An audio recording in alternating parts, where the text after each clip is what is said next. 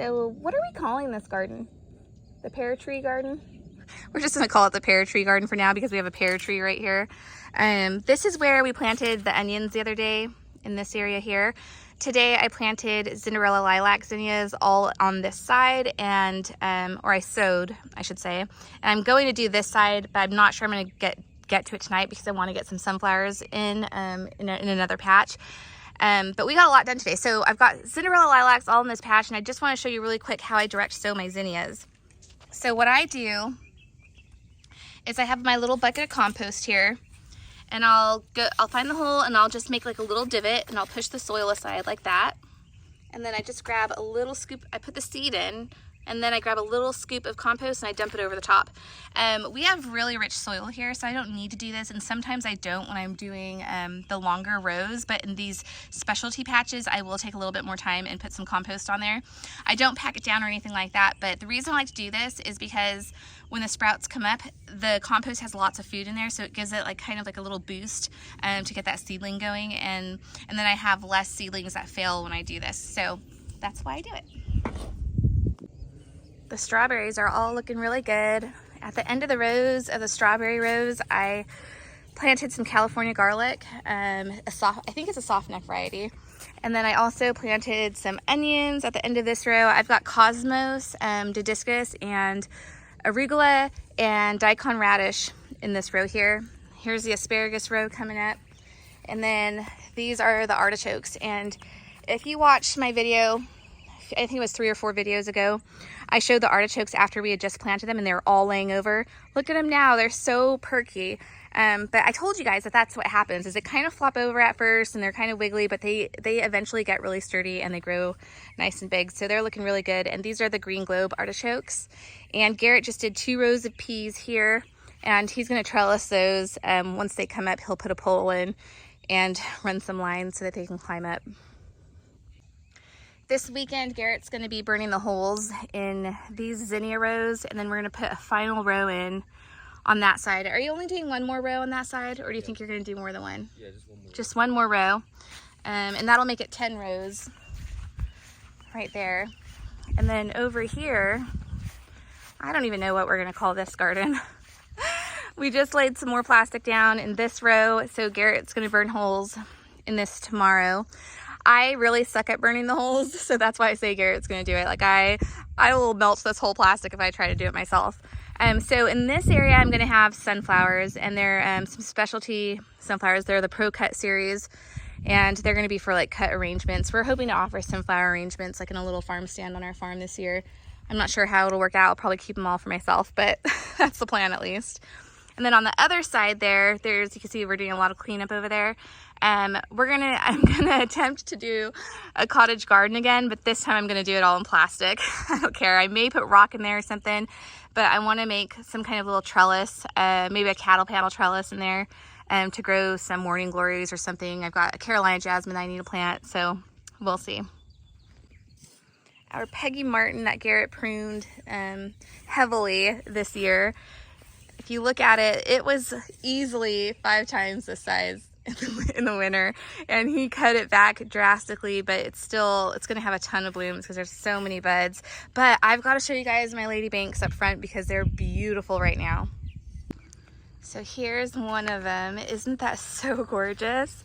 This is by far my favorite rose. I've loved it ever since I was a kid. And I think I've mentioned this before, but when I was little, one of our neighbors had a bunch of ladybanks, like a huge hedge of it. And it used to be covered in yellow flowers, and I would take my hand and I would kind of drag it along one of the stems, and I'd have a handful of yellow petals and I'd throw them up in the air. And she let me do it all the time, which I'm cringing now because she probably was just being nice. But isn't that so beautiful? We had a really heavy rain, so the flowers are a little tattered looking, but there's still a ton of buds on here. And they're good sized roses. They're normally, I usually don't see them this big, but this one just happens to really love this spot, so I tend to get bigger roses on them. But isn't that so pretty? And then I have another one on this side. This one's a little bit smaller. It gets a little bit less water, but it still really likes this spot. And I've got this huge pile of gravel over here that Garrett's gonna have to get a tractor and clear out eventually because it's overgrown with stuff. But yeah, so I really, really love those. That's why I planted them in the front of the property here. Oh, look it! I think it's Easter Sunday over there, snacking on the tree. So last year we had sunflowers planted all right here. And I would have done that this year, but Garrett's re-siding the chicken barn this year. He's gonna be taking off this side and the front side, and we're gonna be putting some board and batten up on it. So I can't plant anything against the wall this year. So here's your before shot of that, and then we'll show you what it looks like when it's done. Hopefully we get that done before summer or during summer. And I need to re-spray paint that bench that Sarah gave us. I've got this metal bench that a friend gave us, and I spray painted it white a few years ago, and it needs another coat.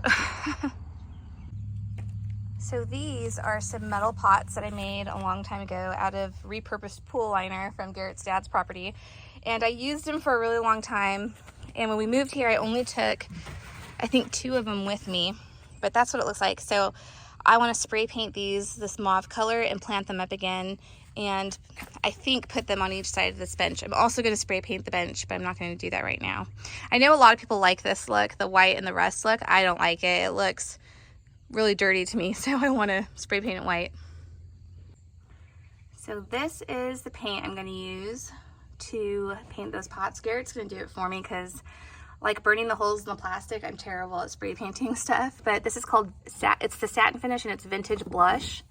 And it's just a really beautiful sort of mauve tone. I really want this in a lipstick. This would be a really pretty lipstick. Let's just do a test patch and see what it looks like, see if I like it. I was gonna go brighter, but I kind of just really liked this color.